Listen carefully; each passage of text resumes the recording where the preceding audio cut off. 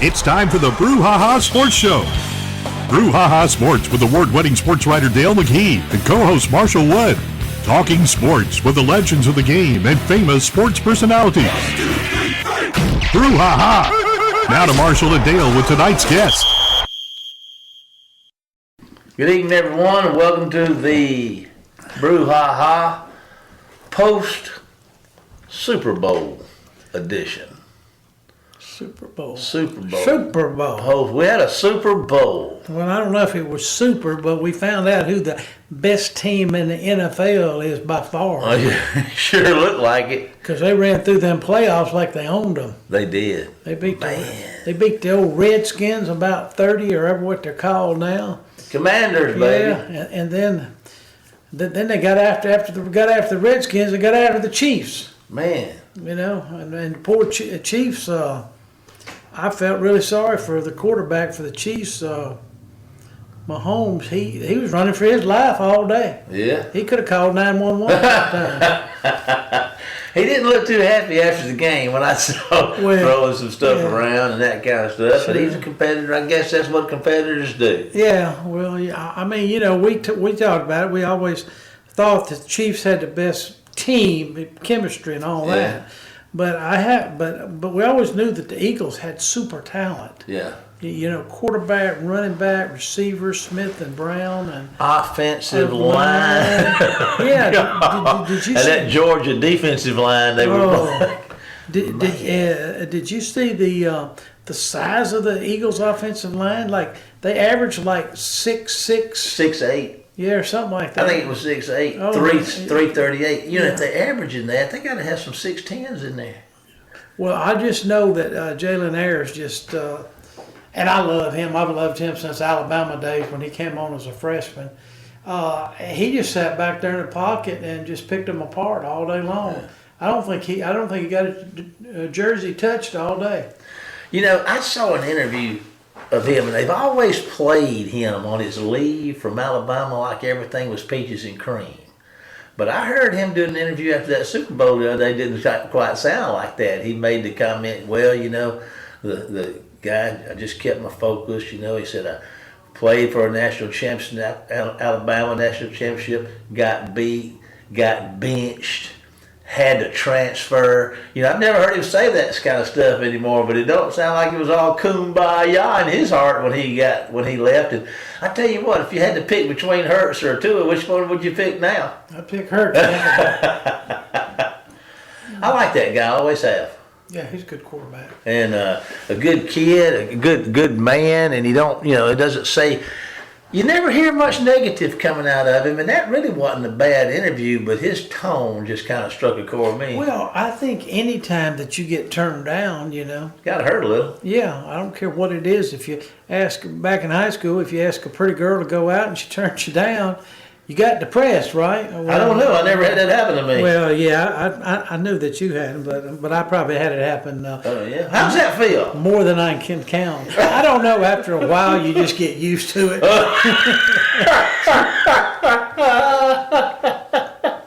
Oh, my goodness. But in the end, I married the prettiest girl on the block. I tell you what, I can't argue with you there. You really kicked your coverage. It looks to me like that. Got lucky with that kick. What else is going on in the world of sports? I mean, I'm sitting here looking at your sideline view, and I mean, you know, Mississippi had a great representation up there. I mean, in some of the stuff, you know, I always enjoy watching old Brown. Man, he's fun to watch. He's a funny guy. I remember I asked Benito Jones one time. I said, which one would you pick first, DK or AJ? And he said, AJ's a dog. He was like one of the dogs. Benito runs through the woods chasing coons. You know? Yeah, he's man. I just love that guy. Oh, I mean, he's awesome. And well, they must love him up there because his coach. I don't know if you saw the Super Bowl interview yesterday on Monday after the ball game. His coach was wearing a Starkville. I saw that yellow jacket jersey. Yeah, you know, so that had to make AJ very, very, very proud. And I thought the best team won, and I'm glad we had some representation from Mississippi. We got a lot of kids that's either played college here or from here. Yeah. Had a boy from out there at the Laurel area, played for West Jones, Brian Young, that ended up going to Alabama. He's on the what they call the practice squad, and of course he was like a third or fourth round draft choice of the Vegas, but he was picked up in probably December or January by the Eagles. I remember him well. We played against him several times. Oh yeah. I think we beat him his senior year though. But anyway, we digress. Go ahead. Who else you got? I can't remember years past. Yeah. I can't even remember what year you graduated. Well, I'm Marshall Wood, Dale. It's nice to meet you. Yes, nice to meet you. You too. Yeah. Now, the only thing besides the Super Bowl I thought interesting was Ole Miss really came through this past week in basketball. They defeated number 12 Kentucky at home. Outscored them like 98-84 or something like that. And then at LSU the other night, I was just kind of sitting there texting with somebody, watching them play LSU, and I had it on mute, and I really wasn't paying attention to the game. And I was telling my friend, well, it looks like the Rebels are going to lose again at LSU, And they were behind 70-59 with about 3 minutes to go. And they came back and won the game 72-70. They outscored LSU 13-0 in the last 3 minutes and got a tip in at the buzzer. Man. Like when LSU got to throw the ball in after the tip in, there was like 0.001 left on the clock, 1/10 of a second. That is a buzzer beater. That's a buzzer beater. Now we're talking about buzzer beaters. I believe we've about beat the buzzer our way to the buzzer of the first segment. So there you go. Who you got for us tonight as our guest? Well, we're honored to have a up-and-coming star in Major League Baseball, except it's not going to be on the playing field. It's going to be in the radio booth. Outstanding.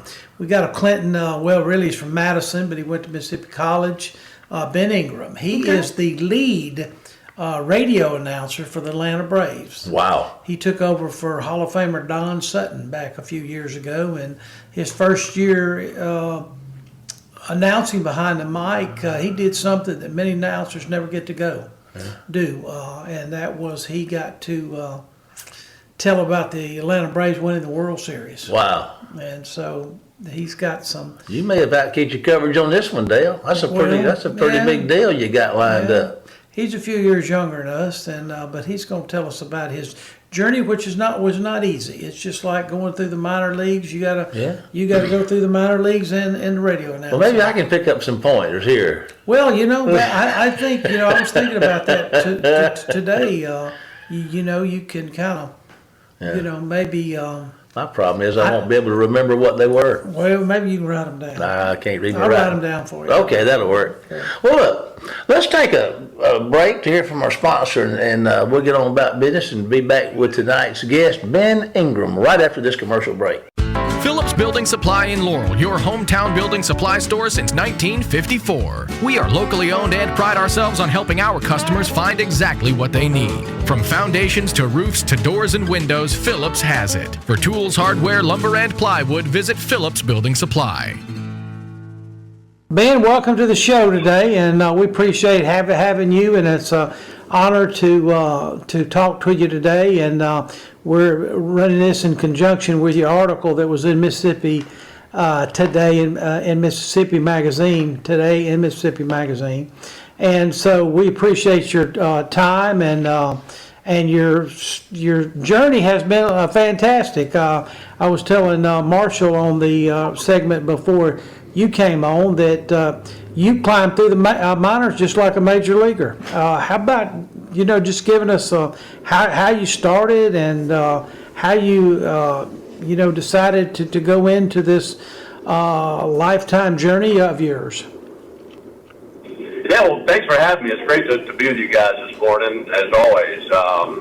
And by the way, before I answer that question, Dale, I've got lots of people reach out and compliment your work on the magazine article. So great job, and a tip of the cap to you for that. To answer your question, I just knew exactly what I wanted to do. I wanted to call Major League Baseball games, and I had a few people along the way who helped direct me towards that, and my logic was I need to call minor league games and network with major league teams. I knew that I wasn't going to be able to break in at the major league level, nor should I be able to, and I just felt like I needed to start calling minor league games, getting minor league innings, getting repetitions, calling professional baseball games, even if it's at the minor league level. And in my opinion, I felt like if I could do that, I'd be able to network with multiple teams and show them my work. If you can call a baseball game at the minor league level, you can certainly call a baseball game at the major league level.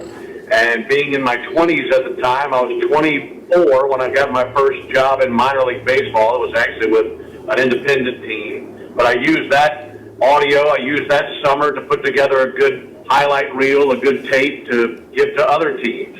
And I was able to get a job with the A-ball Padres team in Oregon and then climb the ladder from there to AA Mississippi and get in the Braves organization. So that just felt like the route to me. It felt like the good route, the right route. I felt like if I were paying my dues in the minor leagues, that I could network my way into the big leagues. And fortunately, that's what happened. Well, Ben, you talking about having to go out to the far west. How did you even find out about a minor league radio announcing position in Oregon? That was the beauty of the minor league job fair at the winter meetings. And every year, at least back then, I'm not sure how much that's evolved since. I haven't been back, obviously, in 20-some-odd years. But in 2003 and 2004, I went to the Major League Winter Meetings job fair, which is basically the winter meetings are there for Major League teams, but the minor league teams are there as well, and they're there for hiring. They're looking for everything from general managers to ticket reps to mascots to broadcasters to whatever it may be. And they have this enormous job fair where all these minor league teams are there, and of course all these job applicants are there and giving out their resumes and trying to latch on with a minor league team and start their path to where they want to go. And when I was out there in 2003 at the winter meetings, they were in New Orleans, and I didn't get a single phone call. I didn't get a single email, a text message, a phone call. I was applying for dozens and dozens of jobs in 2003, and I never heard back from anybody. And that kind of sent me back to the drawing board, and that's when I was happy to latch on with an independent baseball team because I knew I needed repetitions, I needed innings. And maybe if I did that, I could, over the course of a summer, put together a good enough package where one of these minor league teams that were affiliated with a major league team would hire me. That's what I wanted. So I was able to do that, and I go back in 2004, and this time the winter meetings were in Los Angeles. And that's when I had a few phone calls. I had a job offer to be the #2 broadcaster at in the California League with Inland Empire. And I was considering taking that job, and then the team in Eugene reached out to me because I had applied for their job. And that's when I told them, as you put in the story, they told me I was one of 4 finalists, and I said, you don't even need to call the other 3. I said, I'm your guy. I'll pack up my truck today, and I'll drive out west. I'm the guy for this job. I just felt it. And they gave me the offer within half an hour. So I turned down the other offer to be the #2 broadcaster in the California League and accepted the #1 broadcasting position with the team in the Northwest League. So if it had not been for that job fair, I never would have heard about that position, and that's how it played out. All right, well, where does your journey go from there? You were in Oregon. But listen, before that, how did you even get the itch to go into radio announcing? You know, did you get the bug in high school or college, or how did all that come I was actually really young when I started to gravitate towards radio for whatever reason. When I was a kid, my dad had a tape recorder, and I was enamored with being able to record myself onto a cassette tape. I just thought that was so cool that you could talk into this box and record yourself and go back and listen to it. I've got tapes from 5, 6 years old where I'm just talking into the recorder. I'm just talking onto a cassette tape. And I'm sure it was a bunch of just gibberish or me just talking about whatever it may be. It wasn't anything sports related, but I was just fascinated with the ability to record myself and go back and listen to it.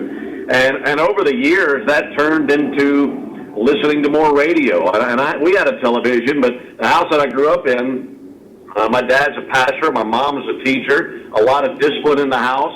They didn't allow us to have TVs in our own rooms. If you're going to watch television, you had to be in the den because they wanted to monitor what we were watching on television, things like that. So in my room, I had a radio, and I was able to listen to that all the time. So I would scan the dials, I don't want to say nightly, but pretty regularly. I would put my headphones in, and I would just scan through the AM dial and see what I could pick up. And I had a little notebook there, and I would jot down call letters, call signs to write these stations down. And the next day, I'd try to find how far away those cities were from where we were in Mississippi. And I'd map it out. And my goal was to reach out as far as I could. And I was getting stations in Cincinnati and San Antonio and Atlanta and New Orleans. And I just thought that was the most amazing thing, that I could scan the dial and hear radio stations and hear people in cities that were outside of where I lived, not even in the same state as where I was. So that just fascinated me. I was fascinated with the radio and fascinated with broadcast radio. And then moving on down the line, I was probably 9, 10, 11 years old the first time that I heard a baseball game on the radio, and at that point I was hooked. Wow. So I just spent so much time trying to listen to people that I considered my idols, whether that was Mel Allen doing This Week in Baseball, or Jack Buck doing the Cardinals, or Ron Franklin doing college football, or Pat Summerall, Al Michaels, Gary Thorne. The list goes on and on. These are guys that I would hear, and it just kind of filled me with electricity. I just thought it was the coolest thing, and that's what started my path towards what I'm doing today. I wanted to ask you a question, and you may have touched on this in some of the names you've mentioned, but you seem like a self-starter to me. And but is there somebody that really had a major impact on your life and what you're doing now? Or is this all just started with something that came right from your heart? Or have you had some help along the way, or somebody you want to call out?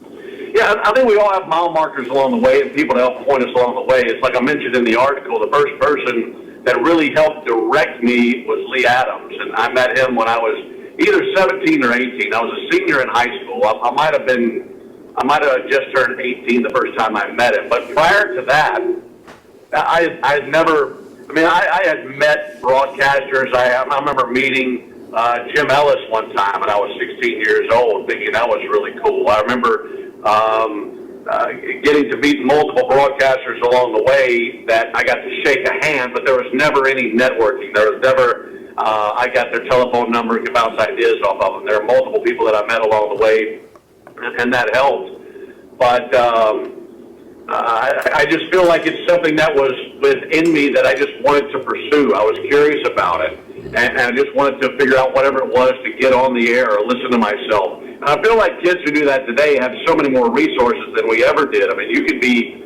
any age you want, start a podcast. You can start a YouTube channel. And I tell young broadcasters all the time, the more you can get on the air, or the more you can get in front of a camera or behind a microphone, that's going to help you. I was just doing that in my home. I think what I was doing, especially when I was a kid, was muting the television, turning a game on, and broadcasting the game into a cassette tape and recording myself do it. That was the best we knew how to do it.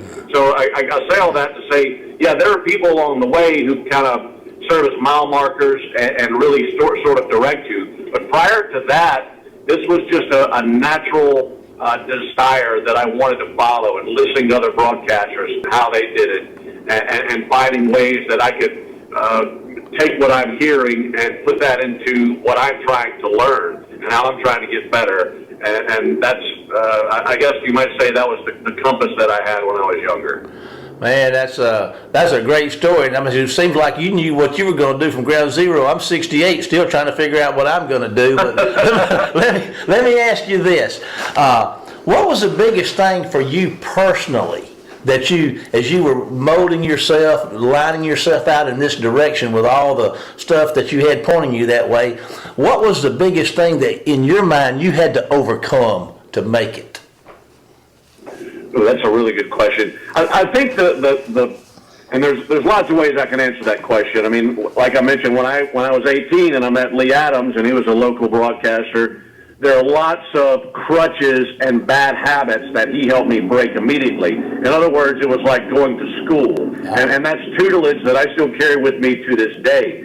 I still listen to my broadcast, not every single night, but about once or twice a week, I'll go back and listen to 3 or 4 innings from a particular broadcast that week. To me, that's how you get better. You have to be your own biggest critic, and I think learning how to do that is the first big break that I got.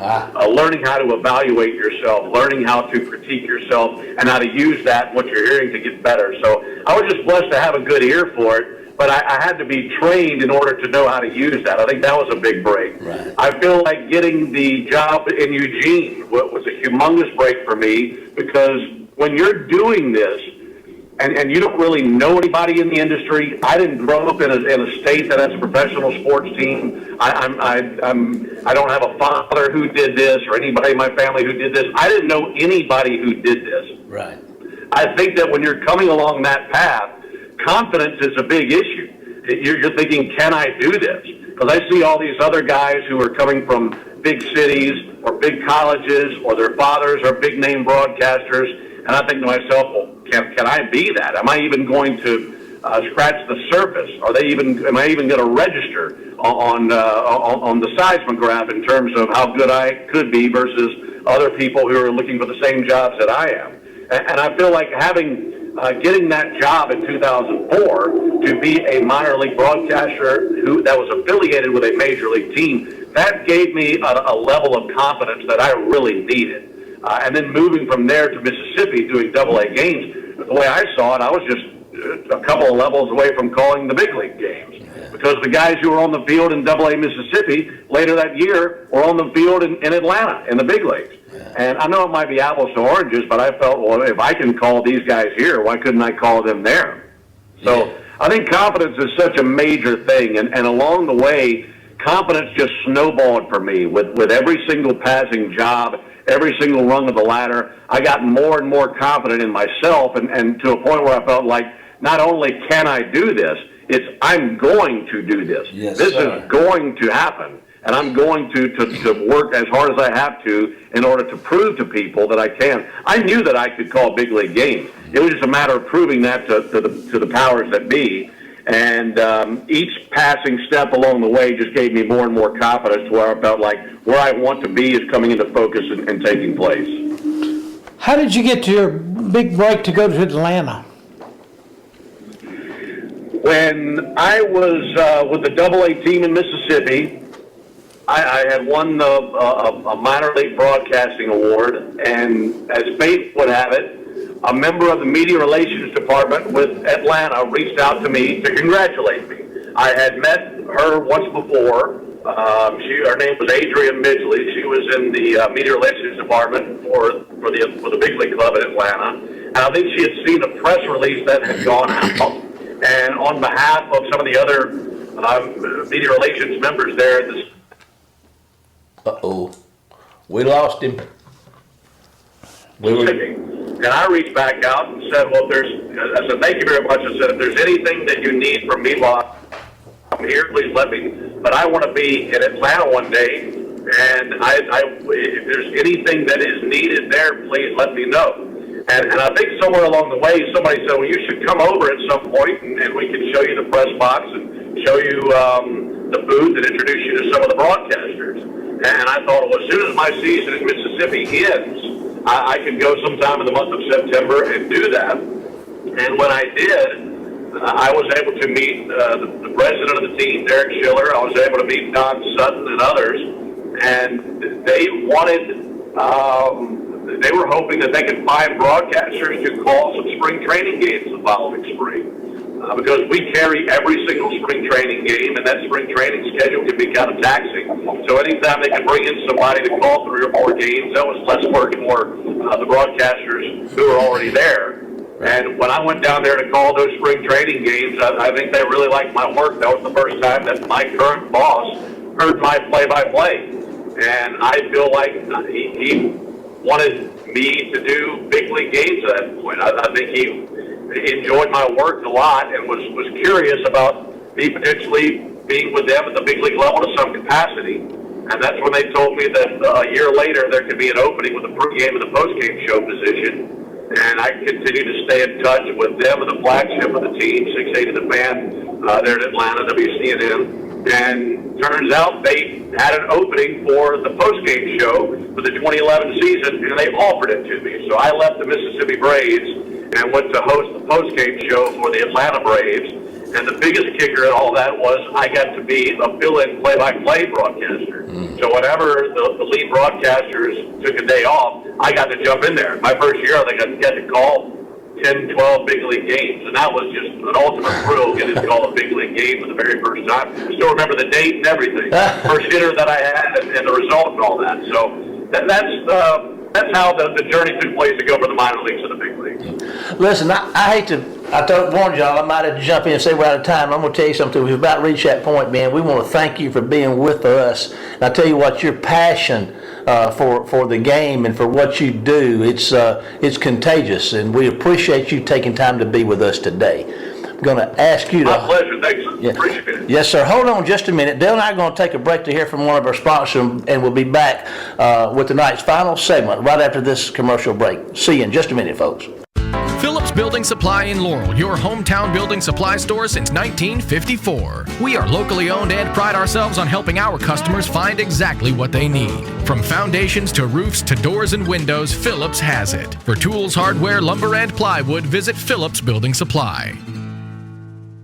Welcome back, everybody. Well, Dale, you got a good one there for us again. You always do. That guy loves his job, doesn't he? Oh, let me help you up there. There you go. Well, like us who sleep in our Well, chair. I was so surprised at what you said. Yeah. I think he likes his job. You know, and going back and, you know, he knew what he wanted to do. And I mean, that impresses me, somebody that gets it locked in on their course. A dream, you know. You have a dream as a kid and you get to fulfill it, you know. That'd be I wouldn't know how that works. Well, I never thought I'd have the jobs that I have when I was a kid. Yeah. I never thought about it. Yeah. So, you know, you just kind of go. You were happy? Yeah, I was happy in all my jobs that I had. Yeah. You know, sometimes it gets nerve-wracking. Yeah. I think the biggest thing in any industry or any job that you have is a relationship with other people in your office or in your organization or company. Well, this guy tells us, you know, man, he knew what he wanted to do. Mm-hmm. He prepared himself to do it, and now I'm telling you, at the Braves, man, that's about as, the Braves are big, man. Well, now listen, you know how many lead announcers there are in the world? 32. 32. 32. He's 30 baseball teams. He is one of 30 people in the whole world that get to do Major League Baseball announcing. And he made it happen. He had his course. And I tell you what, we can all learn from that. You know, I guess. I don't know. I don't think I'm going to learn anything. Well, just think of the odds that were against him. You know, how many other kids wanted that same dream that he has? Yeah. What about kids saying, man, I'd love to be a radio announcer for the Atlanta Braves. Man, I'd love to have that job, you know. I mean, that would have been a great job. Wow. Everything. I'd like to get me a job doing that somewhere sometime. Oh, wait a minute. I just fell into mine. Well, that's Of course. kind of the way we all fall into some jobs sometimes. What else is going on? What we got to look forward to? We got basketball. We got men's and women's basketball. We got Mississippi High School. baseball. Yeah. Mississippi High School's starting their basketball playoffs, and That's starting already, huh? yeah, they started last week with district tournaments, and this week they got. I know our local team here, Wayne County, is going to host Natchez, I believe, Saturday. Men or women? I think both of them. Oh, okay. Yeah, and that's the first round of playoffs. Wayne County finished second to Laurel in the district, and both boys and girls. So they'll go at it this weekend. I think they both play Saturday night, but I would assume that they are, since they're going to play the same team in both of them. I got you. Now, it's set up for girls to play Friday and boys Saturday by the state, but I think they'll make an exception. Yeah. Well, sometimes exceptions have to be made. And I will not take exception to what you just said. But I will say this. We're about out of time. We want to remind everybody that they can follow us along on Facebook at the Brouhaha, and all of our shows are cataloged for them on the internet at our YouTube channel, the Brouhaha. And we just invite y'all to check them out and listen in on demand whenever you can. We want to thank you for being with us tonight. For our sponsors, we just got so much to be thankful for, Dale, and I guess we're to that point where it's time to say goodbye, Dale. Goodbye, Dale. Well, goodbye, and we'll see you next week for more of the Brouhaha. Get us out of here, Jamie. You've been listening to the Brouhaha with Del McKee and Marshall Wood. Heard Tuesday evening, 6 p.m. on WABO. For more of the Brouhaha, follow us during the week on Facebook and WABO.